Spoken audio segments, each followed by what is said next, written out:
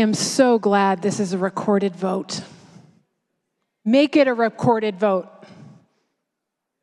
As many of us know, Medicaid is the biggest funder of behavioral health care in the state of Illinois. That is mental health, addiction, and recovery. Medicaid is the biggest funder of long-term care in the state of Illinois. Medicaid is the biggest funder of AIDS care in the state of Illinois. And I'm so glad to talk about work requirements. But let's talk about it with real data and with people who have spent time on the ground with people struggling with mental health and addiction that until we expanded Medicaid to cover them, did not have access to any type of health care. 58% of people who are of working age, who are on Medicaid, are actually working already.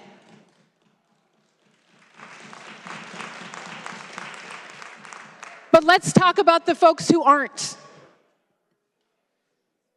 who now have access to Medicaid, who did not before we expanded it.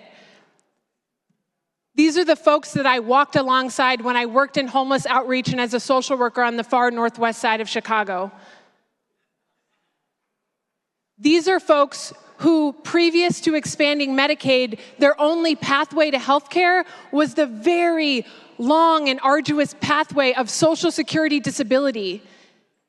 And it takes 2 to 3 years to even get that. You need to get a lawyer. Do people living on the street under a bridge struggling with addiction, can they just get a lawyer? It's not easy. Those are the folks that if we hadn't expanded Medicaid, that some of you in this room are demanding need work requirements. And I'm not saying that those folks can never work. They can. But you've got to be stabilized and having access to health care and treatment. And it's really hard to get treatment if you have no payer source, if you don't have Medicaid. So there's a reason why work requirements are very, very troubling for people that have some of the most severe health and behavioral health care issues. So let it be a recorded vote. Let it be a recorded vote.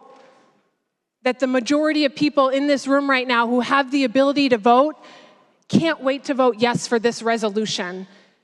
And we are dismayed about the big, beautiful bill that came through last week. But I do want to remind everyone and everyone in this country that that bill passed by one vote. So for the people in Illinois that feel like they're not cared about, it was just one vote. It was one vote. So raising our voices and paying attention to what happens in Washington does matter. Thank you.